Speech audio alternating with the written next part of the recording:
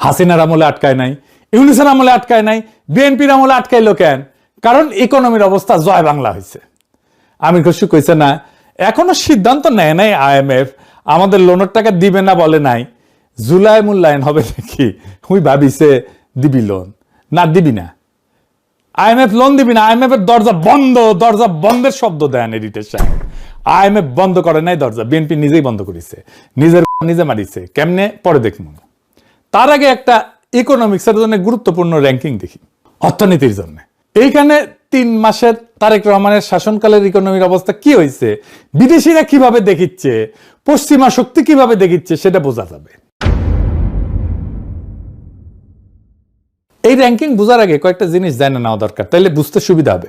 ব্যাংকে আপনি ধরেন লোন চাইলেন, ব্যাংক সাথে দিয়ে দিবে না।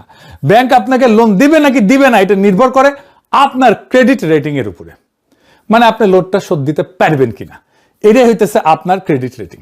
বুঝে চাও, ও দেখবে যে আপনি চাকরি আছে কিনা, ব্যবসা আছে কিনা, নিয়মিত আয় কত, সম্পদ কত আছে, অন্যরা আপনাকে লোন দেয় কিনা, লোন দিলে শোধ দেন কিনা আপনি, ইত্যাদি ইত্যাদি। তেমনি একটা দেশের জন্য ক্রেডিট রেটিং থাকে। দেশকেও ঋণ নিতে হয়, সব দেশকে নিতে হয়, সবচেয়ে ধনী দেশকেও নিতে হয় ঋণ, আমেরিকা, জাপান, ওদেরকেও নিতে হয়। পৃথিবীতে 3টা বড় ক্রেডিট রেটিং প্রতিষ্ঠান আছে যারা দেশের ক্রেডিট রেটিং দেয়, ফিচ, মুডিস, S&P। কোন দেশ থেকে ঋণ ফেরত পাওয়ার সম্ভাবনা কতটুকু, এটাই মূলত তারা পরিমাপ করে আর কি। তো এই রেটিং দেখে 4টা গুরুত্বপূর্ণ সিদ্ধান্ত হয় বিশ্বজুড়ে, সবাই সিদ্ধান্ত নেয় এই রেটিং দেখে সিদ্ধান্ত নেয়। 1 নম্বর সিদ্ধান্ত কে নেয়? আন্তর্জাতিক বিনিয়োগকারীরা সিদ্ধান্ত নেয় কোন দেশে টাকা ঢালবেন, বিনিয়োগ করবে। ভালো রেটিং মানে বিদেশি বিনিয়োগ আসবে, FDI বাড়বে, কারখানা তৈরি হবে, চাকরি তৈরি হবে। 2 নাম্বার, আন্তর্জাতিক ব্যাংকগুলো সিদ্ধান্ত নেয় বাংলাদেশ সরকার বা প্রাইভেট কোম্পানিকে কত সুদে ঋণ দেবে। রেটিং খারাপ মানে সুদের হার বেশি, বুঝেছাও। 3 নাম্বার, আমদানি রপ্তানিতে বাংলাদেশের LC মানে লেটার অফ ক্রেডিট, এটার শর্ত পাল্টাবে কিনা।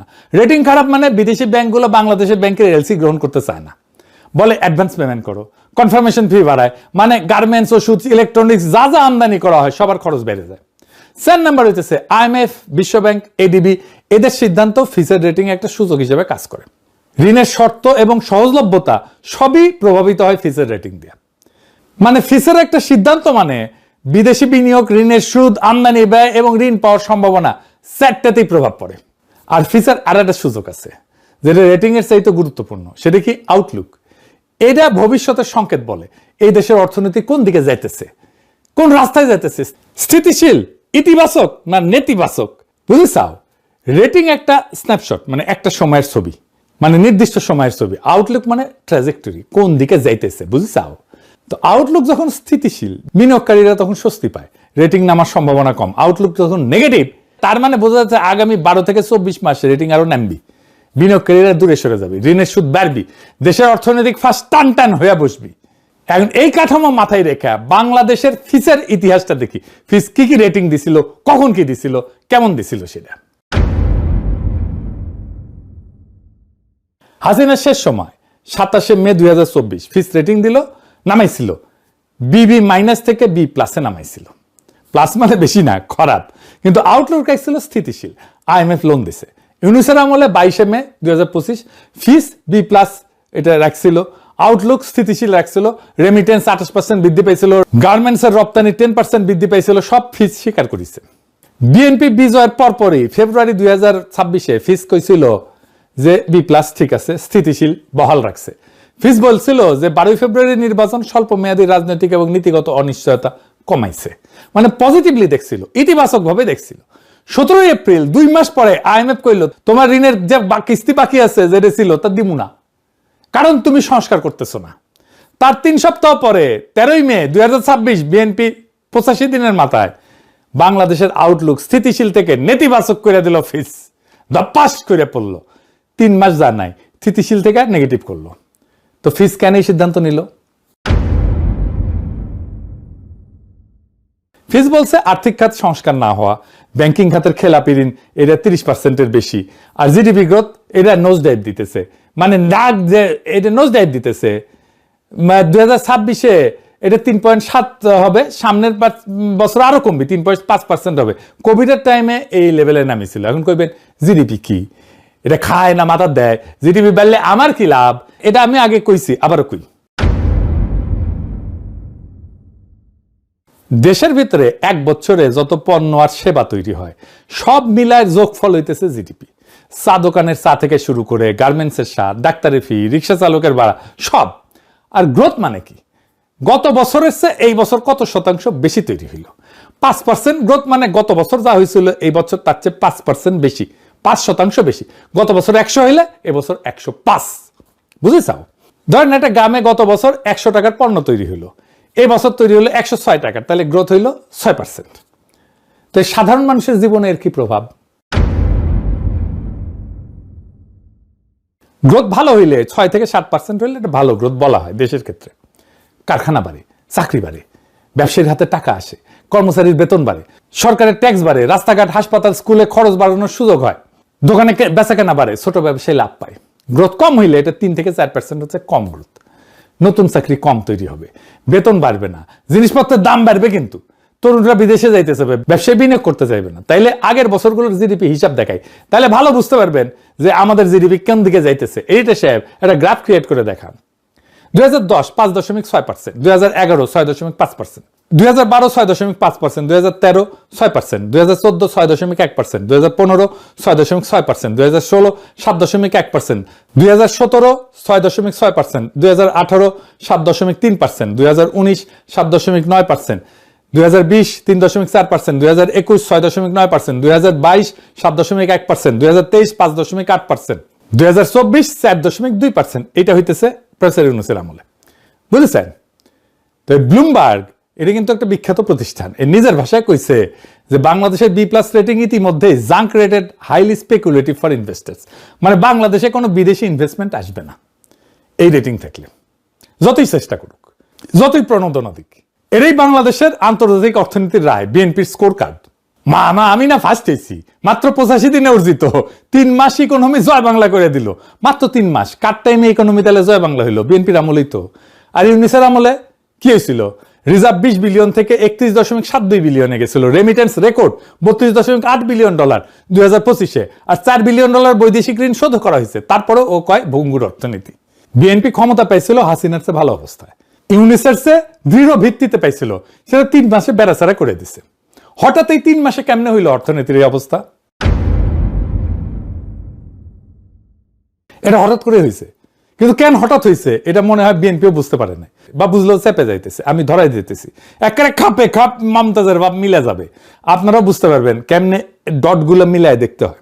মূল কারণটা IMF এর লোন না পাওয়া। আর IMF এর লোন পাওয়ার বিষয়টা যুক্ত সংসদে পাশ হওয়া একটা আইনের সাথে। আর সংসদে পাশ হয় আইনটা বিদ্যুতের ক্যাপাসিটি চার্জের সাথে যুক্ত। মাথা ঘুরতেছে, কই থেকে কই গেলাম। আপনাদের মনে আছে আমি আগের এপিসোডে কইছিলাম ইউনূস সরকারের অধ্যাদেশ করে কুইক রেন্টাল অধ্যাদেশ বাতিল করে 28 নভেম্বর 2024। সেইটা 10 এপ্রিল 2026-এ বিএনপি আইনে পরিণত করে, কিন্তু হুবহু না। প্রেসিডেন্ট ইউনূস যেটা করছিল সেটা হুবহু না, একটা সুডো শয়তানি করে, একটা ছোট ক্লজ লাগায় দেয়। সেই ক্লজে আছে এই আইন বাতিল, কিন্তু আইনের অধীনে হওয়া সব চুক্তি বৈধ। বিয়া বাতিল, কিন্তু বাচ্চা যেটা হয়েছে সেটা জাউরা না, সেটা বৈধ। চুরি অপরাধ, কিন্তু চুরির মালটা বাসায় আছে চোরের, তা বৈধ। তার মানে আপনি যেহেতু ক্যাপাসিটি চার্জের চুক্তিকে বৈধ বলতেছেন, তাতে আপনি ক্যাপাসিটি চার্জ দিয়েই যাইবেন। তো ক্যাপাসিটি চার্জ নিলে সমস্যা কি? দিলে লাগে টাকা দিবে গৌরী সেন, সরকারি মাল দরিয়ামে ঢাল, তো আমাদের কি? IMF এর কি? এইখানে IMF এর সাথে লাগিয়েছে প্যাস। IMF এর কাছে বাংলাদেশ সরকার একটা প্রতিশ্রুতি দিছে, চলতি অর্থ বছরে বিদ্যুৎ ভর্তুকি সর্বোচ্চ 37,400 কোটি টাকা। এটাই সিলিং, এর চেয়ে বেশি দিতে পারবে না। আপনি IMF এর লোন চাইলে বিদ্যুৎ খাতে 37,400 কোটি টাকার বেশি ভর্তুকি দিতে পারবেন না। এখন জানেন তো বিদ্যুৎ ভর্তুকির 97% ক্যাপাসিটি চার্জ। এই বছর ক্যাপাসিটি চার্জ দিতে হবে 42,618 কোটি টাকা। বিএনপি ইউনূস সরকারের অধ্যাদেশ আইনে পরিণত করলে একেবারে যা ছিল সেই রকম, 1 টাকাও ক্যাপাসিটি চার্জ দিতে হইতো না, কারণ চুক্তিগুলো অবৈধ হয়ে যেত। চুক্তি অবৈধ হইলে ক্যাপাসিটি চার্জ দেওয়ার কোনো দায় নাই। এই 42,618 কোটি টাকার ক্যাপাসিটি চার্জ কি বিএনপি সরকার এমনি এমনি দিবে হাসিনা মাফিয়াদের? হ্যাঁ, না তো। যাদের দিবে তাদের সাথে সিস্টেম করেছে, আমারও দেন, আপনিও খান, আমিও খাবো, আমি কি তোমার পর? হ্যাঁ, এটা কয় আর এই জিনিস নেয়। হ্যাঁ, কয় পার্সেন্ট নেবে জানি না, 10% নিতে পারে, 10% কম না। ঠিক গুনে গুনে এর 6 দিন পরে 16 এপ্রিল ওয়াশিংটনে IMF এর কৃষ্ণা শ্রীনিবাসন ঘোষণা করলো IMF এর কিস্তি দিবি না। ঠিক তার 4 সপ্তাহ পরে ফিচের রেটিং কমলো। মিলে এবার ওই যে এপিসোডের শুরুতে ক্লিপটা দেখাইছিলাম, এডিটর সাহেব আবার দেখান। আমাদের এই সরকার চাই না, এই সরকার সুবিধা না, মনে হয় না দেশ চালাইতে পারবে। আমরা এই কারণে চাই না, উনি নাকি ফ্যামিলি কার্ড দিছে, আমরা তো পাই নাই। আমরা তো গরিব মানুষ, আমরা সিএনজি চালায় খাই, আমরা কি কার্ড পাইছি? নামগো টাকা দিছে, আবার কৃষক কার্ড দিছে। উনি কয়জন দিছে কৃষক কার্ড? উনি এই মুহূর্তে কেন এগুলা দিল? সময় তো আছে, পরে দিতে পারতো। এখন তো দেশের অবস্থা খুবই খারাপ, অর্থনৈতিক আর্থিকভাবে মানুষ এই দেশে অনেক সমস্যায় আসছিল। এখন আপনি এটা গুছাবেন, গুছাইয়া অর্থনৈতিকভাবে দাঁড় করাবেন, তারপরে আপনার মনের আশা, বিভিন্ন আশা পূরণ করবেন, মানুষের দিবেন, তাকে দিবেন, তাকে দিবেন। এখন তো আপনার দেশটাকে গঠন করতে হবে। গার্মেন্টস তেল পাচ্ছে না, গার্মেন্টস চলে না, গার্মেন্টস বন্ধ হয়ে যাচ্ছে। তো গার্মেন্টস বন্ধ হয়ে গেলে গার্মেন্টসের সাহেবরা যে চলাফেরা করতো সিএনজি দিয়ে, তারা তো এখন চলে না। আমরা কোত্থেকে যাত্রী পাবো? এই লোকটা অর্থনৈতিক সংকটের ধাক্কা আগেই বুঝতে পেরেছে, বুঝিছাও? ওরা এভাবেই আগে বুঝে সব সংকট, ওদের গায়ের উপরে দিয়ে যায়। তো এখন আমরা প্রশ্ন করতে পারেন কি হইতে পারে সামনে। দেখেন, হাসিনার আমলে আমি কইছিলাম হাসিনা দুর্বল হইতেছে, তার রিজার্ভ জয় বাংলা হয়ে যাইতেছে জন্য। হাসিনা এমন মডেলে তার ইকোনমিতে চালাইতো, এটা কোলাপস করতোই। বাংলাদেশের ইকোনমি কখনোই কোনো দীর্ঘমেয়াদী পরিকল্পনা করে সাজানো হয়নি, কেউ করে নাই। দেশ গড়া মানে তার ইকোনমি গড়া, এইটা সহজ কাজ না। আমরা যদি বলেন আপনি কেমনে করতেন, আমি সেটা বলতে পারি। আমার অর্থনৈতিক চিন্তার রাস্তাটা কেমন, আসেন সেটা আলাপ করি, শুনে রাখা ভালো, খারাপ না। তাইলে বুঝবেন যে আমি ফাঁকা কথা কইতেছি না। দেখেন, আমির খসরুর এই যে 2 বছর লাগবে, এটা আজকের কথা না, এটা 77 বছরের কাহিনীর সর্বশেষ এপিসোড। এই কথা শুনেই আসতেছেন, আগামী 100 বছর ধরে শুনে আসবেন, কিছুই বদলাবে না। কেন বদলাবে না জানেন? আপনারা দেখবেন বাঙ্গুল্যান্ডে কিছু তামাশা হয়, যেমন একজন একটা বিমান বানাইলো বা আরেকজন একটা রেসিং গাড়ির মতো কিছু বানাইলো, তারপর তারা বলে সরকারি পৃষ্ঠপোষকতা পাইলে তারা আগে যাবে। লুথার কিং সে সমস্ত চালায়, বক্তৃতা দেয় যে তার সরকার এই সমস্ত পৃষ্ঠপোষকতা করবে, বাংলার বিমান বিশ্ব জয় করবে, বাংলার গাড়ি স্থলপথ কাঁপাবে, ইত্যাদি ইত্যাদি মেলা কিছু। তারপর হয় ঘোড়ার ডিম। প্রফেসর ইউনূস লুথার কিং থেকে শুরু করে সবারই কোনো ধারণা নাই যে আমেরিকা জার্মানির গাড়ি বিমান এইরকম সার্কাস করে আর সরকারি পৃষ্ঠপোষকতা বানায় না কেউ। আমেরিকার F-35 বানায় কিভাবে, জাপান টয়োটা বানায় কিভাবে, কোরিয়া স্যামসাং বানায় কিভাবে? উত্তর সিম্পল, ওই দেশগুলো সরকার এগুলো বানায় না, পৃষ্ঠপোষকতা দেয় না, বানায় তাদের private corporation. Lockheed Martin F-35 বানায়, ডাসল রাফেল বানায় ফ্রান্সে, সাদের রকেট পাঠাইছিল না স্যাটার্ন 5, ওরা বানাইছিল বোয়িং ডগলাস নর্থ আমেরিকান মিলে। নাসা শুধু কন্ট্রাক্ট ম্যানেজ করছিল। সরকার কি করে? টাকা দেয়, স্পেসিফিকেশন দেয়, কন্ট্রাক্ট অ্যাওয়ার্ড করে, প্রাইভেট কর্পোরেশন ডিজাইন করে, বানায়, ডেলিভারি দেয়। কারণ বাংলাদেশের দিকে তাকান, আমাদের প্রাইভেট সেক্টরে কি আছে?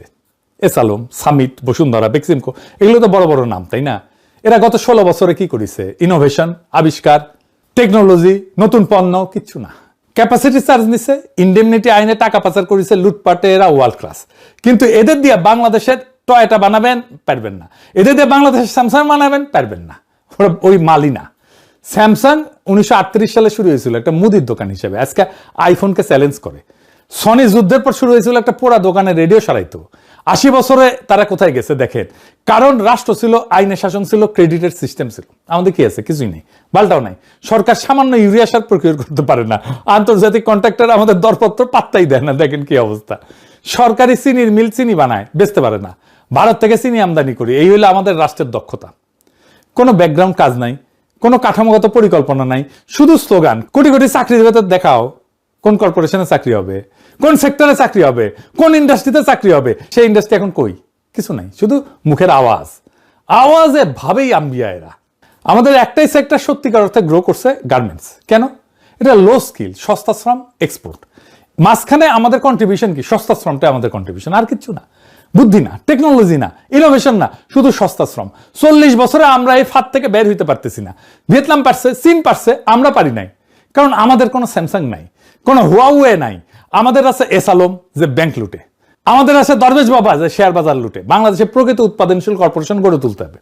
ইঞ্জিনিয়াররা এই দেশে কাজ করুক, মালয়েশিয়ায় না, কানাডায় না, দেশে বেস্ট ব্র্যান্ডগুলো দেশেই থাকুক। থাকে না তো বেস্ট ব্র্যান্ডগুলো, এটা বড় সমস্যা। তো এইটার জন্য দরকার আইনের শাসন, এফিশিয়েন্ট একটা ক্রেডিট সিস্টেম, স্বচ্ছ প্রকিউরমেন্ট, প্রকৃত শিক্ষা, রাজনৈতিক স্থিতিশীলতা এবং সবচেয়ে গুরুত্বপূর্ণ লুটেরা অলিগারদের শাস্তি, যাতে নতুন প্রজন্ম দেখে যে লুটপাট করে কেউ পার পায় না। এইসব 2 বছরে হবে না, 5 বছরেও হবে না, 1 প্রজন্ম লাগবে। কিন্তু এই কাজ আজকে শুরু না হইলে 2050 সালেও আমরা একই জায়গায় থাকবো। ভারত থেকে চিনি আমদানি করব, ইউরিয়া প্রকিউর করতে পারবো না, কেউ আমাদের টেন্ডার দেখে আওয়াজই করবে না। আমির খসরু 2 বছরে ঘুরে দাঁড়াতে হবে, এটা মিথ্যা।